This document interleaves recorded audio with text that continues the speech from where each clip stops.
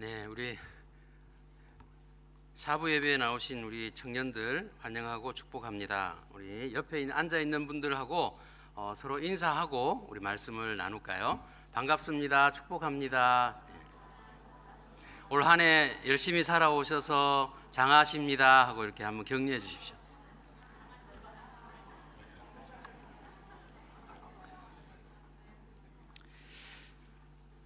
네, 오늘 주신 말씀은 베드로전서 2장 1절에서 2절 말씀인데 우리 다 함께 일어나셔서 성경 말씀 봉독하고 말씀을 보도록 할까요? 두 절밖에 안 되니까 우리 함께 큰 소리로 함께 읽겠습니다. 시작. 그러므로 모든 악독과 모든 괴휼과 시기와 모든 비방하는 말을 버리고 갓난 아기들 같이 순전하고 신령한 젖을 사모하라. 이는 이로 말미암아 너희로 구원에 이르도록 자라게 하려 함이라. 아멘. 네, 앉으시기 바랍니다. 네, 우리 한 해의 끝자락인 마지막 주일 예배를 맞이했습니다. 청년 여러분들 한 해 동안 어떻게 자신들을 뒤돌아볼 때 자신들에게 어떤 일들이 일어났었는지 한번 점검해보고 뒤돌아보셨는지요? 다 돌아보셨죠? 정리들 하고 있을 거라는 생각이 듭니다. 아마 다양한 일들이 우리의 지난 한 해 동안에 내 안에서 일어났었다 하는 것들을 생각하게 될 건데요. 어떻습니까? 어떤 우리 이쪽에 앉아 있는 대학생들은 대학에 입학해서 1년의 신입생 시절을 그냥 뭘 한지 모르고 지나간 사람들도 있을 거고, 또 내가 좋은 성적을 얻기 위해서 어사이먼트하고 시험 칠 때 V를 싸들고 앉아서 며칠 밤을 꼬박 새고 토끼 눈이 되어서 지냈던 시간들 아마 기억들 할 겁니다. 그리고 그 시간들 통해서 좋은 결과 받은 사람들은 희열을 느끼고, 그럼에도 불구하고 점수가 제대로 나오지 않아서 실망하고 낙담한 친구들도 있을 것 같고요.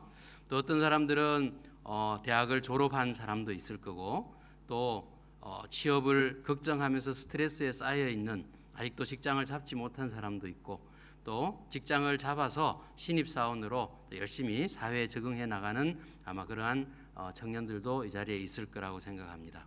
또 훌륭한 학위를 받은 사람도 있고요. 또 결혼에 올인한 사람들도 있었죠. 그래서 아마 신혼살림을 알콩달콩 잘 지금 하면서 새로운 인생들을 꾸며가고 있는 사람들, 이 청년부 안에서 나왔던 것들을 기억합니다. 이렇게 어느덧 한 해가 후딱 지나가 버렸는데 중요한 것은 오늘 우리가 말씀 나누고 싶은 부분이 뭐냐 하면, 이 한 해 동안에 많은 일들이 우리 안에 있었고 또 많은 변화들이 우리 안에 있어 왔지만 그 과정 가운데서 진짜 우리 안에 영적으로 성숙함이 있어졌던가 하는 것을 돌아보는 부분입니다. 내 삶 속에서 일상의 삶들은 늘 있어 왔고 존재해 왔고 일어난 일들이지만 그 모든 과정들을 거쳐오면서 내 안에서 영적으로 무엇인가가 성숙한 부분 단계로 올라간 게 있는가, 이게 꼭 우리가 점검해 봐야 될 필요가 있는 부분입니다. 우리 한국 사회에서도 돌이켜보면은 그냥 많은 일들이 있었던 것들을 기억합니다. 그 중에서 몇 가지 우리가 한번 돌아보면은 초반에 우리가 그 드라마가, 아주 유명한 드라마가 하나 있었죠. 별에서 온 그대라는 드라마였던 것 같아요. 예, 그 별그대라고 이런 그 드라마가 아마 선풍적인 인기를 끌었던 것 같고요. 그게 특히 한국뿐만이 아니라 중국 땅에서 수억 명이 되는 중국인들이 그 영화에 아마 드라마에 매료되어서 그 드라마를 보기 위해서 참 회사를 지각하고 회사에 휴가를 내고까지 그 드라마의 열풍에 휩싸였던 기억을 합니다. 그것 때문에 한국의 치맥이라는 그 치킨과 맥주를 이렇게 먹는 그런 것들이 아마 중국에서도 지금 아마 유명세를 타고 있는 것 같습니다. 또 우리가 4월 달에 보면, 근데 그 별그대라는 그 드라마가 그렇게 인기를 끌었지만 우리 그리스도인으로 봤을 때는 참 아쉬운 부분입니다.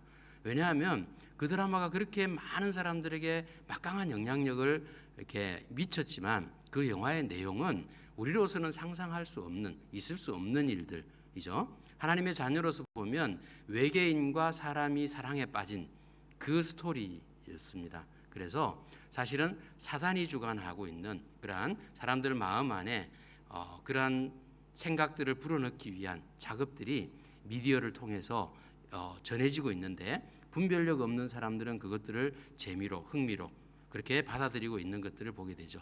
또 4월 달에는 우리 국가와 민족과 우리 백성들이 지금까지도 마음앓이를 앓고 있는 세월호의 침몰 사건이 있었습니다.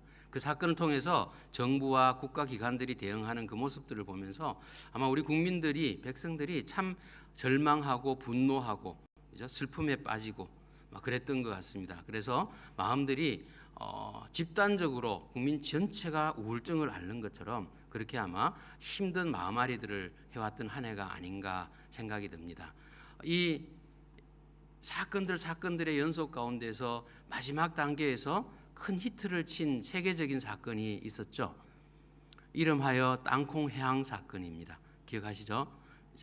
우리 대한항공의 그 오나의 자녀였던 직계 자녀였던 전에 부사장이었던 분이 이렇게 비행기에서 사무장을 내리게 하고 비행기가 출발한 비행기를 다시 되돌리는 이러한 일들이 있었습니다. 이것이 세계적으로 이목을 집중시키는 사건이 되어버렸습니다.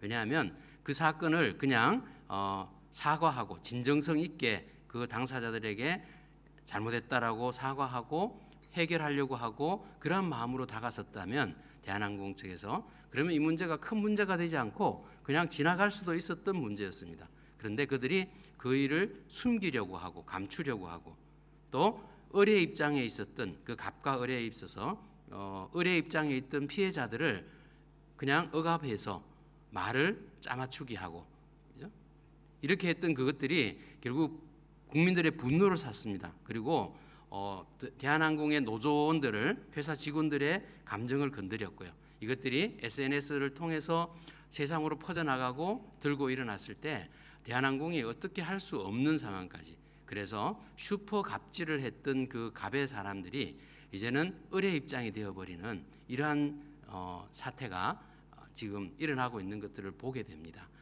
이러한 여러 가지 이 사건 사고들이 있어서 국민들의 마음들이 뭔가 붕 떠 있는 그런 상황으로 한 해가 지나가는 듯 했는데 그 와중에도 마지막 부분에 우리의 마음들을 좀 더 시원하게 해주는 그런 일이 하나 있었습니다.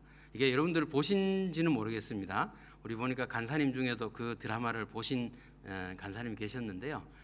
작은 10주짜리의 단편 드라마가 한 편이 방영되면서 우리 한국에 있던 많은 국민들의 마음들을 많이 위로하고 시원하게 해주는 그러한 그 방영된 드라마가 있었습니다. 그 드라마가 이름해서 미생이라는 드라마였죠. 미생이라는 드라마 보신 분 있습니까? 예, 아마 안 보신 분들이 더 많은 것 같네요. 이 미생이라는 단어는 어떤 뜻이냐면 바둑의 용어였다고 합니다. 바둑 용어인데 바둑을 두다 보면은 바둑에 이 돌들을 쌓아서 자기의 집을 마련해서 안전하게 살아남아야지만 자기가 이 집싸움을 하는 거죠. 영역 싸움을 하는 건데 거기에서 아직까지는 남한테 상대방에게 잡아먹혀서 죽은 돌이 되진 않았고 자기가 완전히 방어해서 자기가 살아난 돌의 입장도 아닙니다. 죽을 수도 있고 살 수도 있는 그 돌의 상황, 이 상황을 미생이라고 하는 단어로 표현을 했습니다. 그 드라마의 주인공이 장거래라는 그 친구였는데 그 친구가 이 바둑의 프로 바둑계로 입문을 하려고 등용을 했다가 실패를 하고 좌절한 상태에 있었습니다. 그때 지인의 추천으로 대기업의 신입사원으로 계약직 2년 계약직 신입사원으로 입사를 하게 되는 과정을 그렸습니다. 그리고 그 과정에서 2년 동안 계약직 사원으로 일을 하는 것. 계약직 사원이라고 하면 한국에서는 완전히 소외계층이죠. 정규직 사원들이 아니라 늘 찬밥 대접을 받을 수 있고 그 계약 기간이 끝나면 어떠한 상황에서도 자기의 신분이 보장되지 않고 다시 나락으로 떨어져야만 되는 그러한 신분이 보장되지 않는 사람들입니다.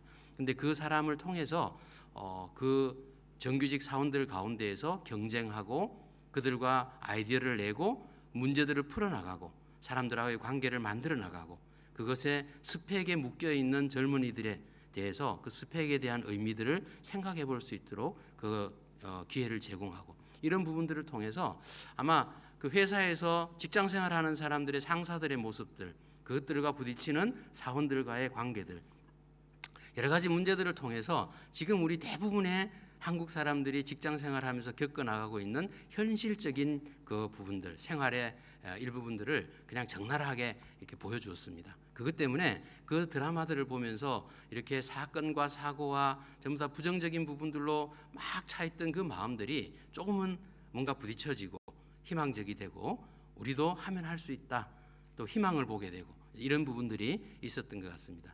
이 미생이라는 그 돌이 완생이라고 하는 살아남을 수 있는 돌로 바뀌는 과정, 그것을 이 드라마에서는 그 장그래라는 주인공이 프로 바둑에 입문하는 것에 실패하고 계약직으로 가는 그런 단계를 미생이라는 함축적인 단어로 표현을 했었죠. 그러면 이 단어가 우리 그리스도인들에게도 적용될 수 있는 부분이라고 생각이 됩니다. 왜냐하면 우리가 예수 그리스도 때문에 구원을 받은 자들이 되었습니다.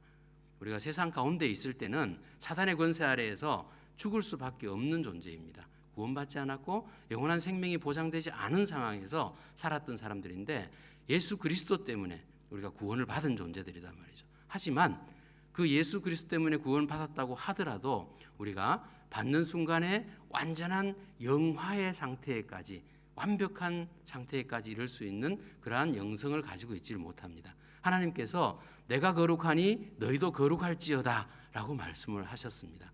그렇지만 하나님이 말씀하시는 그 거룩, 완전한 거룩에 우리는 이를 수 없는 존재들입니다. 그래서 우리는 이 땅에 살면서의 구원받은 자들은 어떻게 보면 미생으로서의 존재와 같은 존재들입니다. 그리고 살아남기 위해서 우리가 늘 평생 이 땅에서의 내 코끝에서 숨이 멎어지는 그 순간까지 우리는 성화라는 단계를 계속 밟아가게 됩니다. 매일매일의 삶이, 순간순간이 하나님의 말씀을 붙들고 성화되어 가기 위해서 노력하는 삶을 살게 되는 거죠.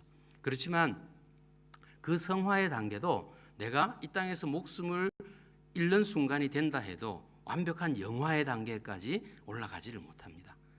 우리가 영화라고 하는 것, 완전히 영화로운 단계까지 올라갈 수 있는 우리의 영적인 수준은 나의 힘으로는 절대로 될 수가 없는 것이라고 하죠.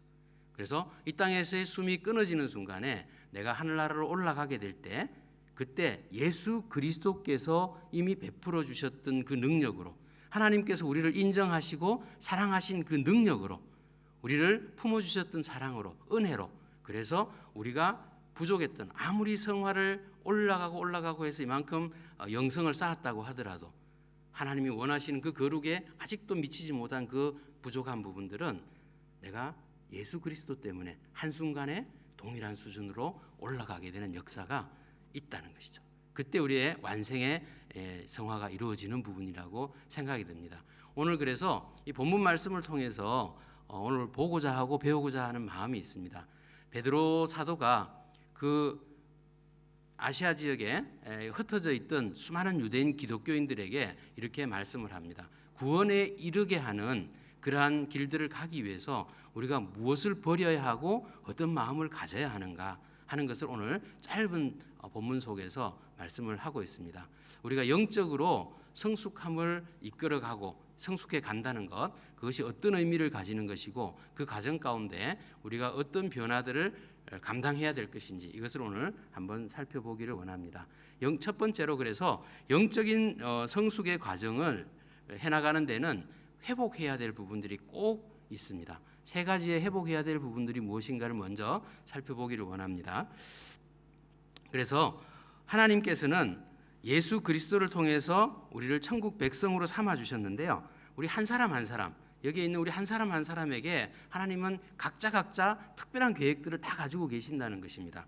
그리고 이 그리스도의 장성한 분량에까지 우리의 영적인 상태가 도달할 때까지 하나님이 우리를 이끌어 가시고 인도해 가시는 부분들, 그것이 우리의 영적으로 성숙해 가는 과정이다라고 말씀을 나누고 있는데, 그럼 영적인 성숙이라는 것이 무엇일까요? 영적으로 성숙하다는 것, 이것은 결국은 우리의 삶 속에서, 우리의 삶의 모습 가운데에서 나타나는 우리의 성품과 성격과 인격이 예수 그리스도와 얼마만큼 닮아져 가는가, 이것이 영적으로 성숙한가 아닌가를 나타내는 부분이라는 것입니다. 하나님께서는 독생자이신 예수님을 이 땅에 보내주시고 그분의 삶을 통해서 우리를 구원해 주셨습니다. 그리고 희망을 보여주셨죠. 그래서 하나님의 우리를 향한 계획과 소망, 이것을 이루어 드리기 위해서 우리가 풀어나가야 될 부분들이 있습니다. 가장 먼저 풀어나가야 될 부분, 예수님을 믿었을 때, 변화되었을 때 가장 먼저 풀어야 될 부분이 뭐냐면 나의 정체성을 회복하는 부분입니다. 정체성을 회복한다는 것이 무슨 말일까요? 내가 예수 그리스도를 알기 전에는 나의 영적인 상황은 아담이 타락하고 에덴 동산에서 쫓겨난 이후에, 그리고 사단의 권세 아래 놓여서 지금까지 살아왔던 그 세상의 가치들입니다. 그 속에서 살아왔던 우리의 모습들은 결코 구원받을 수 없는 존재였습니다. 그런데 예수님께서 우리를 위해서 이 땅에 와주셨고, 우리가 그 예수님을 믿음으로 말미암아서 십자가의 능력을 믿음으로 말미암아 내가 의롭다함을 얻었습니다. 그래서 내가 의인이 되었다고 로마서에서는 말씀을 하죠. 우리가 의인이 된 자들이 그러면 내가 누구인가를 확인하는 작업을 바르게 해나가야 되는 것입니다. 우리가 젊은 사람들이 이 땅에 태어나서 아마 이런 고민을 안 해본 사람들은 극히 드물 것입니다. 대부분이 나는 누구인가? 나는 도대체 어디에서 와서 무엇 때문에 누구를 통해서 이 땅에 왔고 내가 무엇 때문에 살고 있고 내가 사는 삶의 끝은 어디로 가는 것인가? 그래서 내가 이 땅에서 살면서 이루어야 할 것은 무엇인가?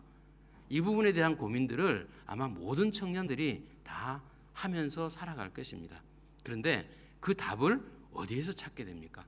그렇게 방황하고 그것을 찾기 위해서 온갖 데를 다 돌아다니면서 찾아보지만 결국에 그 답을 찾는 우리의 선배들을 입장들을 보면 성경이었습니다. 다른 종교들을 돌아다녀보고 그냥 세상적인 경험을 하러 바깥으로 다녀보지만 결국에 그 답을 찾지 못하다가 그 답이 여기 있구나라고 하는 부분은 성경으로 돌아왔을 때, 예수 그리스도를 만났을 때, 하나님을 만났을 때, 그때 나의 존재 목적, 내가 어디에서 왔는지, 내가 왜 이 땅에 왔는지, 무엇을 하며 살아야 하는지, 그리고 내가 어디로 가야 하는지, 이 부분에 대한 나의 존재 가치, 나의 정체성을 확인하게 된다는 것입니다. 두 번째, 우리가 회복해야 될 부분이 뭐냐 하면 상처받은 내면을 치유해야 합니다. 회복해야 합니다. 우리가 상처를 받는다는 것, 이것을 보통 우리가 심리학적인 용어들로 이야기할 때 어떤 경우에 상처를 많이 받느냐 하면 가장 많은 부분이 거절입니다.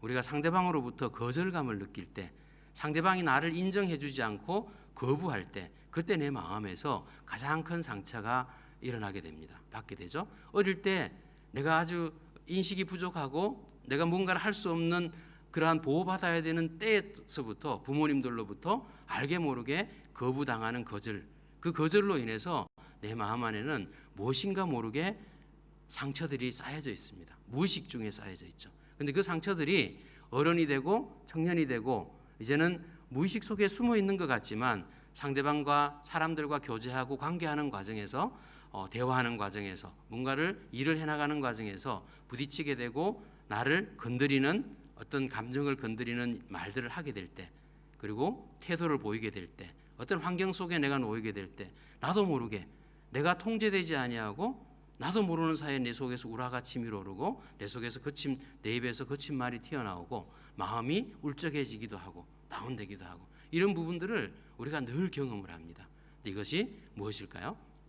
바로 내 안에 있는 상처들이 건드려지는 거죠. 그 상처들이 건드려질 때 나타나는 우리의 반응들은 크게 두 가지입니다. 하나는 아주 수동적으로 수치감을 느끼고 열등감을 느끼면서 내 자신을 숨겨버리는 쪽으로 가거나 아니면 공격적으로 공격 성향이 되어서 분노하고 화내고 공격적이 되고 사람들을 다치게 하고 이렇게 하는 쪽으로 그 분노를 폭발하는 방향으로 두 가지로 나타납니다. 대부분이 우울한 쪽으로 가는 사람들의 결과들은 극단적으로 가면 자기의 목숨을 마감해버리는 자살의 쪽으로 가죠.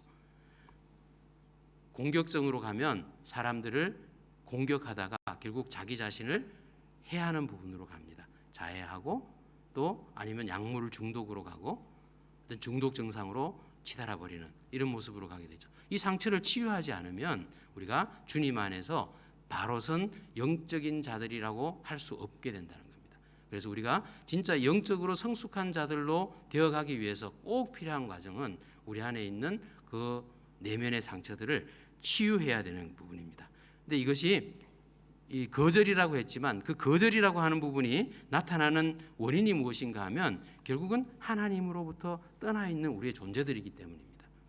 우리가 원래는 창조될 때 하나님께서 피조로 물론 우리를 창조하셨지만 하나님과 같은 형상으로 창조하시고 하나님의 모든 것들을 우리에게 다 허락하셨습니다. 다만 선악과 하나 세워놓고 이것만 안 따먹으면 나는 창조주 너는 피조물이다. 대신에 너하고 나하고는 다 모든 걸 같이 할 수 있다라고 허락해 주셨던 그 하나님입니다. 그런데 우리가 타락함으로 그걸 따먹고 하나님으로부터 멀어지고 내쳐지고 하나님과 영적인 관계가 완전히 단절되어서 끊어져 버렸을 때 우리는 하나님을 모르는 사람들이 되어버렸습니다. 그리고는 우리의 생각대로 내가 하나님처럼 될 수 있다는 그 마음으로 세상을 살아왔었습니다. 그래서 그것이 사단이 우리를 지배할 수 있는 근거가 되어버린 것이죠. 이렇게 우리가 살아왔습니다. 그럴 때 그것을 해결하고 그 죄 문제를 풀어낼 수 있는 길, 우리 스스로 도저히 안 되는 길이었는데 예수님께서 해주셨기 때문에 가능한 부분이었습니다. 자, 그러면 이 문제를 예수님을 만나지 않는다면, 예수님과 함께 함으로 해서 이 문제를 해결하지 않는다면 우리 안에서 상처가 치유될 수 있는 방법은 없다는 것입니다. 예수님과 만나는 것, 인격적으로 만나는 것, 그리고 예수님 안에서 나의 내면의 상처들이 치유되는 과정, 이것들이 영적으로 성숙되어 가기 위해서 꼭 필요한 단계입니다. 세 번째가 뭐냐 하면 영적으로 성숙한 사람이 되기 위해서는 우리의 영성 자체가 회복이 되어야 됩니다. 우리 영성이라고 하는 부분은 우리가 교회 안에서 얼마나 많은 봉사를 하고 있는지, 얼마나 큰 사역을 담당하고 있는지, 내가 얼마나 성경을 공부를 많이 하고 성경을 많이 읽었는지, 아니면 내가 얼마나 신앙서적을 많이 읽어서 지식이 많이 있는지, 이것이 영성을 좌우하는 것이 아닙니다. 영성이라는 것은 그렇게 성경을 읽고 교육을 받고 훈련을 받고 책을 읽은 그 모든 것들을 베이스로 해서 내가 내 안에 내주하고 계시는 예수님과 성령 하나님과 내가 어떻게 교제하고 있는가 하는 겁니다. 내가 진짜 순간순간 하나님께서 나에게 말씀하시는 그 말씀을 기울여 듣고 늘 민감하게 그 말씀을 들으면서 내가 주님이 하라고 하는 대로 하려고 마음을 다잡고 그 길로 가고 있는가, 얼마나 주님과 내가 친밀함을 누리면서 교제하고 있는가, 이것이 영성입니다. 이 영성을 우리가 가져갈 때, 그죠? 이 민감성을 우리가 확보할 때 우리의 영성이 회복되는 단계로 나아갑니다. 우리가 이런 부분에서 부족한 게 느껴지는 사람들이 행하는 모든 많은 그 행동들을 보면요, 다 자기의 방어벽을 칩니다. 나름대로 어떤 사람들은 내가 영적인 부분의 사람이라는 것을 사람들에게 보여주기 위해서 계획을 세워서 성경은 오늘 하루에 언제부터 언제까지 몇 시간 성경을 읽고 묵상을 몇 시간을 하고 또 사람들하고 기도는 뭐 이렇게 내가 혼자서 기도는 몇 분을 기도하고 계획표를 세워놓고 그대로 열심히 하려고 하게 되죠. 근데 절대로 그렇게 할 수가 없지 않습니까? 며칠을 하다가 보면 그게 무너져 버리고 못하게 되죠. 그러면 그 사람들은 어떻게 돼요? 결국 자기가 세워놓고 자기가 못하게 되면 자기 의의 판단을 하게 됩니다. 정죄하게 되죠. 그리고 자기 자신이 나는 안 돼 하고 다시 좌절하게 됩니다. 그리고 열심히 해서 잘한다 싶으면 이걸 하는 것으로 사람들이 나를 영적인 사람으로 인정해 주기를 바라는 기대감들이 막 올라갑니다. 내가 이만큼 했으니까 사람들이 나를 이렇게 인정해 줘야지. 근데 인정해 주지 않으면 그거 가지고 또 거절감을 느끼고 또 상처를 받죠. 반복됩니다. 이런 부분들이 우리의 영적인 부분이라면 우리는 영적으로 성숙하기 위해서 무엇이 영성인가 하는 것들을 정의를 바르게 인정하고 그걸 따라가는 필요가 있다는 것이죠. 두 번째가 영적 성숙은 구원에 이르는 여정입니다라는 그 과정을 통해서 오늘 우리 말씀을 보면 좋겠습니다. 영적인 성숙을 이루어가는 그 부분에도 단계가 있다고 합니다. 그래서 우리가 사람이 태어나면 갓난아기에 아무것도 할 수 없고 완전히 엄마의 그 보호 아래에서만 자랄 수 있는 단계가 있는 반면에 그 단계가 지나고 나면 자아가 조금 형성되고 나면 자기 혼자 걸어다니고 생각하고 막 뭔가를 해보려고 하는 도전하는 그런 유아기들이 존재하죠. 그리고 청소년기로 형성이 됩니다. 그리고 어느 정도 여러분들처럼 이제는 수준이 올라가고 육체는 완전히 성장했고 정신적으로도 어른이 되어 있는 단계, 청년의 때죠. 무엇인가 활발하게 활동할 수 있는 단계. 그리고 나서 진짜 우리가 육신적으로 보면 성숙했다라고 할 수 있는 중년기 이상의 장년들, 그리고 인생의 경험을 가지고 무엇인가를 볼 때 성급하게 판단하지 아니하고 신중하게 선택할 수 있는 경험과 지력들이 쌓여져 있는 그런 부분들처럼 이 영적인 부분에서도 그런 예수님을 영접하고 나서 내가 크리스찬이 되고 난 다음에 성숙한 그리스도인이 되어가는 과정에서는 단계들이 있다는 것입니다. 그래서 우리가 그리스도인이 되면 무엇인가 모든 것이 예수님 안에 있으면 완벽한 사람들이 될 수 있다라고 하는 생각은 절대로 환상입니다. 그렇게 될 수가 없는 부분이죠. 우리는 늘 실수하고 실패하고 넘어질 수밖에 없는 존재입니다. 중요한 것은 그것을 부정하는 것이 아니라 겸손하게 그것을 받아들이고 내가 실수했을 때 그 모든 나의 모습들을 주님께로 향하고 주님과 관계를 풀어나가려고 노력하는 사람, 이 사람이 얼마만큼 훈련된 사람이나에 따라서 성숙함의 도가 올라간다는 것이죠. 이것을 우리가 배워나가기를 원합니다. 갓난아이의 신앙, 그래서 오늘은 아마 시간적으로 이 초보 단계에 있는 신앙을 점검해보는 것만으로도 충분한 시간이 될 것 같습니다. 우리가 처음 예수 그리스도를 믿고 갓난아이의 신앙이 되었을 때 그 신앙이 가지는 특징이 뭐냐 하면 성경 에베소서 4장 14절에 보면 이렇게 말씀을 합니다. 첫 번째는 요동치는 신앙이라고 표현했는데요. 한번 같이 한번 읽어볼까요? 성경 말씀을요. 시작. 이제부터 어린아이가 되지 아니하여 사람의 괴술과 간사한 유혹에 빠져 모든 교훈의 풍조에 밀려 요동치 않게 하려 함이라 라고 이렇게 말씀을 하고 있습니다. 사람의 괴술과 간사한 유혹에 쉽게 빠지는 신앙인, 사람의 괴술과 간사한 유혹, 세상에서 우리 크리스찬들을 향해서 지속적으로 도전해오는 부분들이죠. 세상의 문화가 너무나 휘황찬란합니다. 재미있습니다. 흥미있죠. 그리고 여러분들이 살아가고 있는 직장과 학교의 그 삶의 현장은 그리스도인들만으로 모여져 있는 게 아닙니다. 그렇죠? 그래서 세상의 가치를 가지고 사는 사람들이 여러분들보다 숫자적으로 훨씬 많이 있습니다. 그들과 함께 살아가야 되는데 그들이 살아가는 문화 속에 우리가 놓여 있습니다. 그들이 함께 모임을 하러 갈 때, 함께 교제할 때, 교제하는 장소가 술집이고 모여서 회합하는 장소가 다 그런 장소들입니다. 그리고 모여서 하는 행위들이 다 우리와는 다른 모습의 그런 흥미를 가지고 재미를 느낄 수 있는 부분들, 그 부분들로 나가죠. 근데 그 가운데에서 우리를 지켜내야 되는 것이죠. 지켜내야 되는 것입니다. 근데 그것을 지켜내지 못하고 결국은 그 사람들이 하고자 하는 대로 따라가는 모습의 신앙인들, 그 유혹에 넘어가 버리는 신앙인들, 이 신앙인들은 말씀에서 보는 것처럼 어린아이의 신앙이다, 이렇게 말씀을 하고 있는 것이죠. 두 번째가 뭐냐 하면 이 갓난아이 신앙을 가진 사람들의 특징이 그 안에 시기와 분쟁이 있다라고 합니다. 시기와 분쟁이 있다. 우리가 고린도전서 3장 3절 말씀만 한번 함께 읽어보겠습니다. 시작.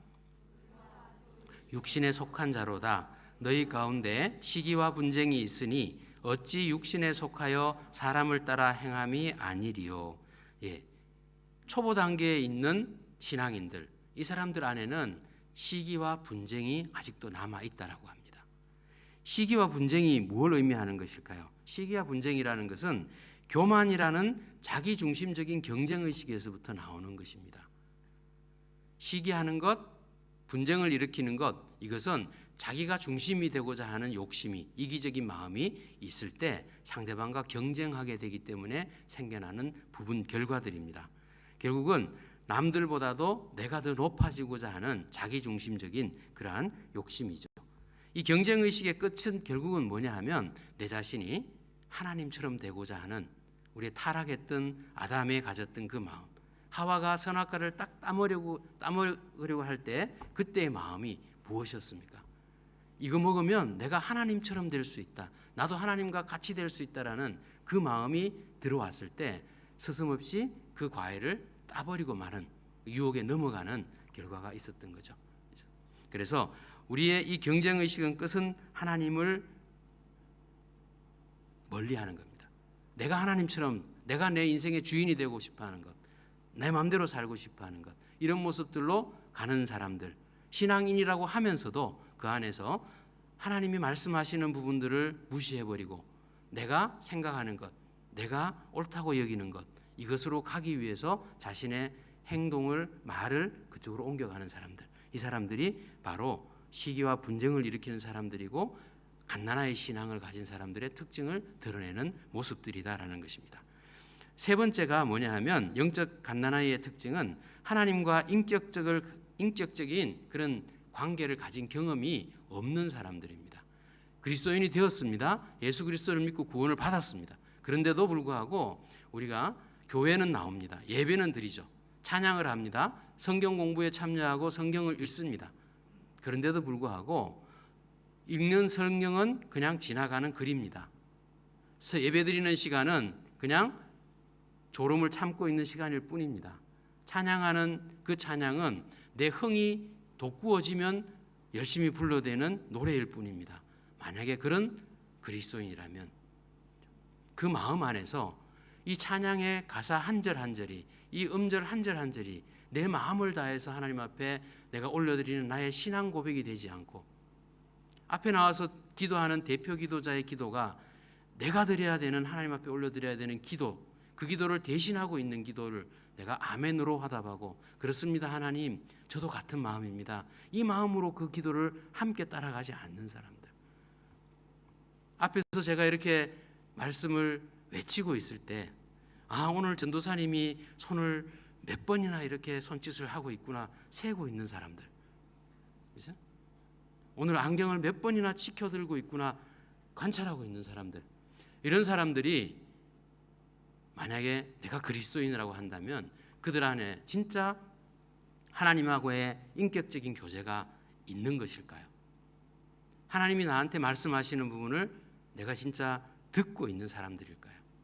내가 무슨 일을 만나든지 간에 어떤 상황에 부딪혔을 때 그 상황을 놓고 하나님 말씀해 주십시오, 제가 어떻게 해야 됩니까? 라고 할 때 그 안에서 기도할 때 내 안에서 하나님이 성경 말씀을 생각나게 해주시고, 목사님이 설교하셨던 설교 말씀이 아, 그때 이렇게 말씀하셨어 라고 내 마음에 생각나게 되고, 그래서 내가 지금 이렇게 가면 안 되는 거구나, 내가 지금 해야 될 일은 이것이구나라고 그렇게 생각하고 내 행동을 결정하고 내 말을 조심할 수 있는 사람, 이 사람이 하나님과 교제하는 사람들입니다. 이것을 성숙해가는 사람들의 특징으로 볼 수 있겠지요. 네 번째 특징이 뭐냐 하면, 오늘 본문 말씀에 나타나 있는 5가지 어둠의 능력들입니다. 악독, 괴율, 외식, 시기, 비방. 개정에서는 괴율이라는 말을 기만이라는 말로 표현했습니다. 영어로 deceit라고 해석이 되어 있죠. 그래서 우리 본문 오늘 1절 말씀을 다시 한번 읽어보도록 하겠습니다. 시작. 그러므로 모든 악독과 모든 괴율과 외식과 시기와 모든 비방하는 말을 버리고 라고 이렇게 표현하고 있습니다. 영적인 초보자들에게 나타나는 이 5가지 어둠의 세력입니다. 이 어둠의 세력들을 우리가 끊어내버리지 않는다면, 여기에 묶여 있다면 우리는 영적으로 성숙한 단계로 나아가는 부분이 어렵습니다. 늘 이것이 걸림돌이 되어서 다음 단계로 올라가고 나아가기가 힘든 것이죠. 자, 이것들이 무엇인가를 한번 보기를 바랍니다. 악독이라는 것이 무엇을 의미할까요? 악하고 독한 것이죠, 그죠? 악독은 악하고 독한 것인데 맞습니다. 그런데 이 말 속에 포함되어 있는 부분의 의미 속에 완고함이라는 의미가 들어 있습니다. 완고하다는 것은 무엇을 의미합니까? 고집이 세고 마음이 굳어 있다는 것입니다. 무엇이에요?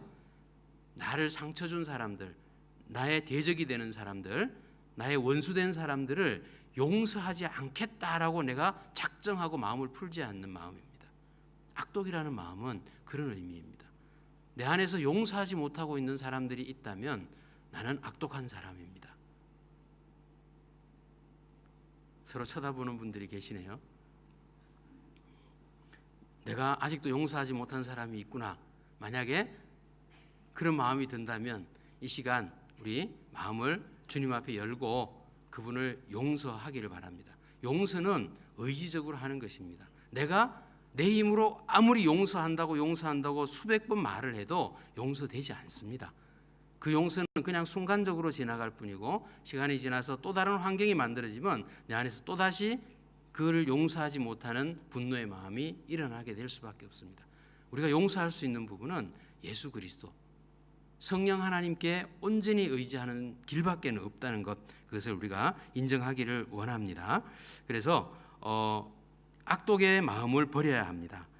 그리고 두 번째는 뭐냐 하면 괴율인데요. 이 괴율은 뭘 의미하냐면 나 자신의 유익과 이익을 위해서 다른 사람을 속이거나 거짓말해서 내 이익을 취하고자 하는 교만한 마음, 이런 것을 기만한다라고 하죠. 상대방을 기만한다라는 표현을 많이 쓰죠. 그리고 괴율이라는 표현이 굉장히 어려운 표현이지만 이것은 내 자신의 유익을 위해서 상대방을 이용해 먹는 그런 교만한 마음이 바로 이런 것이다라는 거죠. 속이는 겁니다. 그래서 이것을 떨쳐내지 않으면 안 됩니다. 우리 마음 안에는 내가 조금이나 궁지에 몰리고 조금 불리한 상황이 되고 하면 언제든지 합리화시키려고 하는 마음의 준비가 언제든지 되어 있는 우리의 모습들을 보게 될 때가 많죠. 평소에는 잘해야지 생각하지만 막상 누군가가 나를 비난하는 상황이 되면 너 때문에 상황이 이렇게 되었잖아. 네가 그렇게 잘못해서 모든 일이 틀어져서 지금 이렇게 우리가 곤란을 받고 있는 거 아니야? 라고 나를 공격해오는 상황이 되면 아니야, 내가 그때 이런저런 상황 때문에 상황이 이만저만했기 때문에 그럴 수밖에 없었어. 내 입에서는 당연히 그렇게 이야기가 나옵니다. 이거 아니라는 거죠. 우리가 진짜 여기에서 벗어나려면 내가 잘못한 부분이 있으면 인정하는 태도가 필요합니다. 기만의 마음에서 벗어나야 합니다. 세 번째가 외식이라고 했습니다. 외식은 레스토랑에 가서 밥 먹는 거 아니죠, 그죠? 밖에 나가서 밥 먹는 게 외식이 아닙니다. 외식은 옛날에 이 헬라 시대에 연극하는 사람들이, 배우들이 앞에 가면을 쓰고 연극을 했습니다. 그때는 분장 기술이 지금처럼 완벽하지 않았으니까 가면을 만들어서 극 중에 나오는 인물들로 만든 다음에 그걸 앞에 얼굴에 대고 그렇게 연기를 했다고 합니다. 무엇일까요? 자기 배우의 본연의 인격과 상황과는 전혀 다른 어떤 드라마, 극 중에서의 인물로 분해버리는 거죠. 그리고 자기가 변화된 것입니다. 그리고 아닌 것처럼, 그 사람처럼 행동하는 거죠. 이것이 겉과 속이 다르다라는 의미입니다. 외식이라는 표현은. 그래서 예수님께서도 이 외식하는 자들아라는 표현을 쓰셨습니다. 이것에서 벗어나야 합니다. 우리가 이중적인 인격이나 삶, 이것을 떨쳐버리지 못한다면 우리의 신앙의 모습은, 경건의 모습은 나타낼 수 있을지 몰라도 경건의 능력은 절대로 드러나지 않습니다. 하나님의 나라는 말에 있는 것이 아니라고 분명히 그랬죠. 능력에 있다고 바울이 이야기했습니다. 우리가 진짜 신앙으로 나아가고자 할 때, 우리에게 고난이 다가오고 핍박이 다가올 때 이 핍박이 내가 예수를 믿기 때문에 받는 특권이다 라는 마음으로 그걸 기쁨으로 받아들일 수 있는 믿음이 우리 안에 있겠습니까? 여러분들이 친구들이 술집에서 모이자고 했을 때 나갔는데 술 안 마신다고 온갖 욕을 다 하고 옆에서 온갖 이야기들을 다 하면서 옆에서 뒤어받기도 하고 욕도 하고 막 그랬을 때 그 자리에 내가 예수 믿기 때문에 받는 고난이야, 이걸 이겨내야 돼, 그리고 웃으면서 그래 때려, 내가 여기 때리면 내가 여기도 맞아줄게, 이러면서 끝까지 그 길을 지켜낼 준비가 되어 계시냐는 것입니다.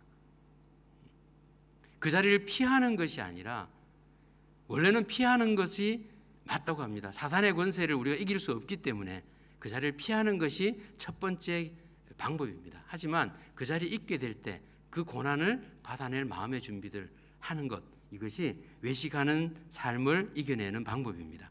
네 번째가 시기였죠. 그죠? 시기는 우리 시기한다는 표현을 많이 씁니다. 남을 소유하려고 하는 이기적인 욕망, 아까 계율과 비슷한 부분이죠. 시기는 질투보다도 더한 상황입니다. 이 시기하게 되면 질투하면 그냥 질투하는 것으로서 끝나버립니다. 내 마음속에서 저 사람을 질투하는 것으로 끝나버릴 수 있지만, 시기하는 사람들은 그 질투의 마음이 결국 행동으로까지 꼭 옮겨져서 그 상대방을 피해를 주고 파괴하게 만드는 데까지 나아가는 거죠. 그것이 시기입니다. 우리 요셉의 그 형제들, 우리 성경에서 잘 알죠. 그들이 요셉을 시기했을 때 결국은 그 시기하는 마음들이 모여 있다가, 잠재되어 있다가 그 기회가 왔을 때 요셉을 구덩이에 묻어버리고 죽여버리려고 하는 행동으로 옮겨지는 것을 보는 거죠. 시기의 마음을 떨쳐버리지 않으면 우리가 영적인 성숙한 신앙인으로 나아가지 못합니다. 이 마음들을 우리가 안에서 정리해낼 수 있기를 바랍니다. 다음에 다섯 번째가 비방이죠.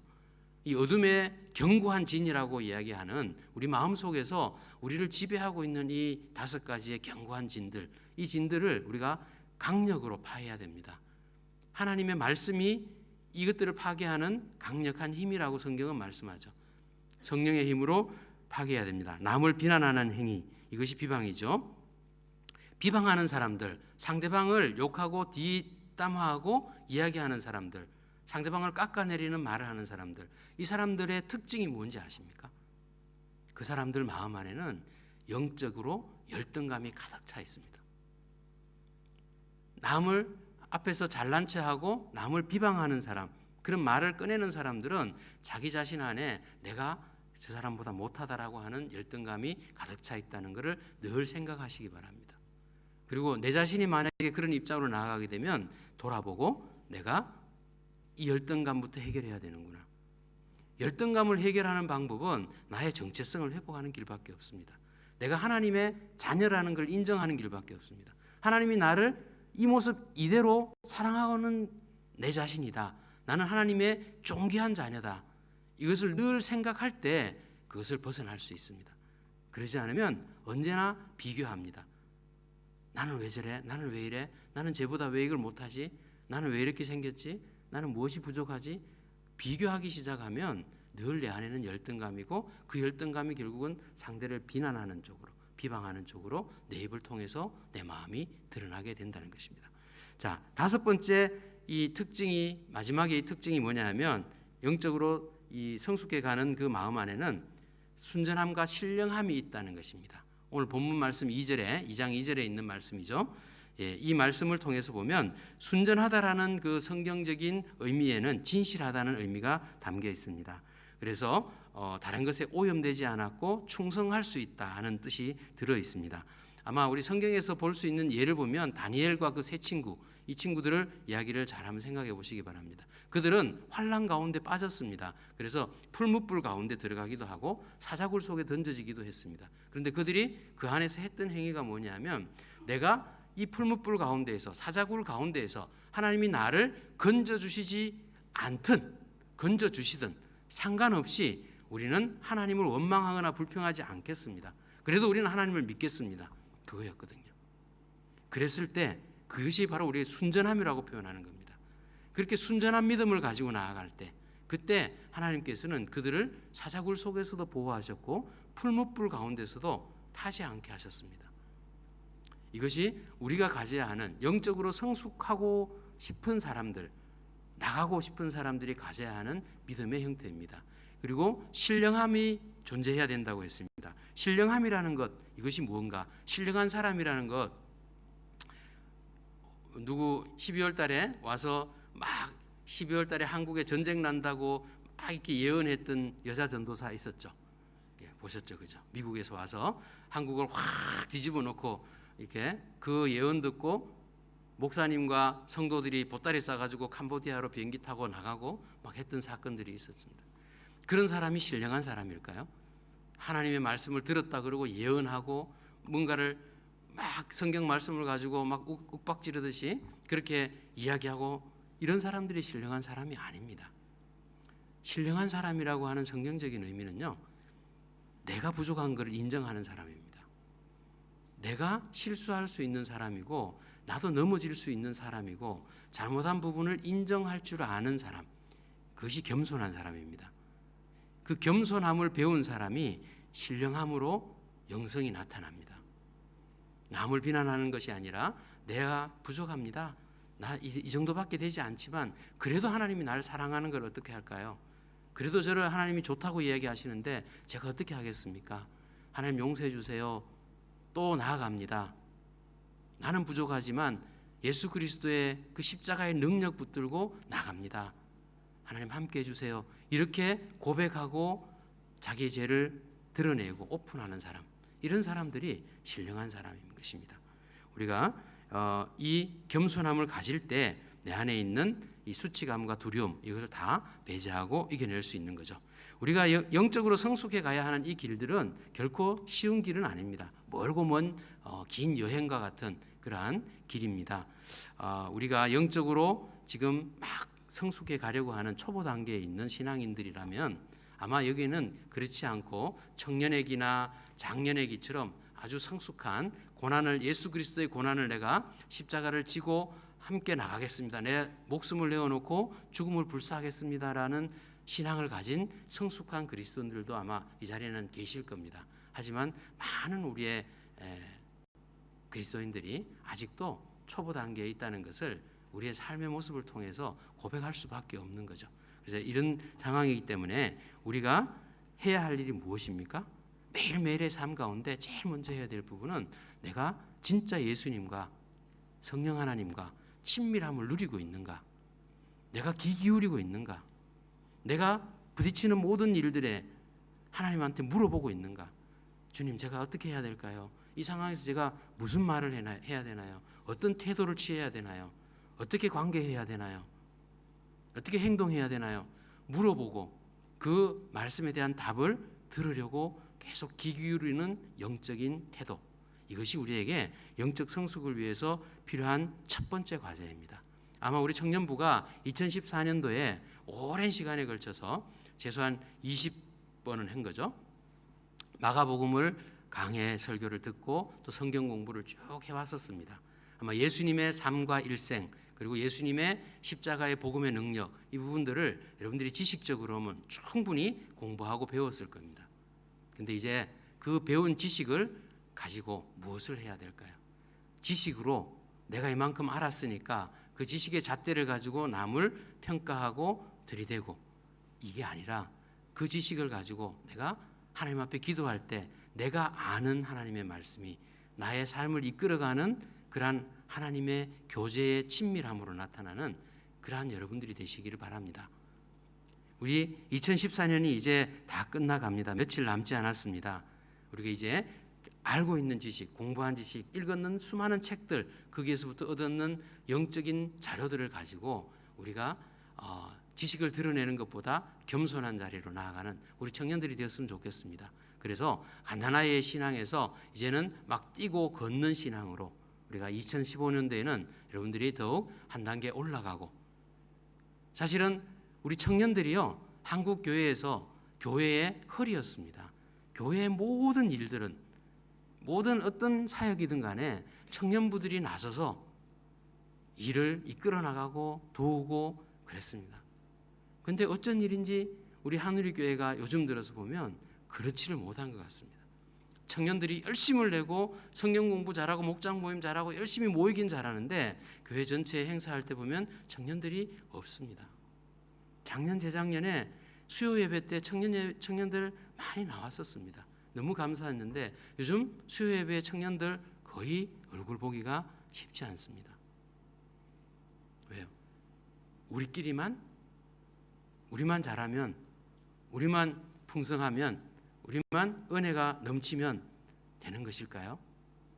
교회는 예수 그리스도가 머리시고 우리는 교회의 각 몸된 지체라고 했습니다. 몸이 건강하기 위해서 우리는 지체로서 어느 자리에 있든지 간에 그 자리에서 자기 역할 감당하되 몸 전체가 유기적으로 움직이지 않으면 교회가 건강해질 수가 없는 것입니다. 우리가 어떤 일을 하든지 간에 함께 하나 되어가는 그런 교회가 되기 위해서 우리 청년들은 청년들 나름대로의 신앙의 기준을 세워야 되지만 우리가 전체 교회가 나아가야 될 길에 함께 합력하고 함께 하나 되어 나가는 일이 될 수 있도록 영성이 더욱더 한 단계 스텝업되는 2015년도가 되시기를 주님의 이름으로 축복합니다. 네, 우리 기도하겠습니다.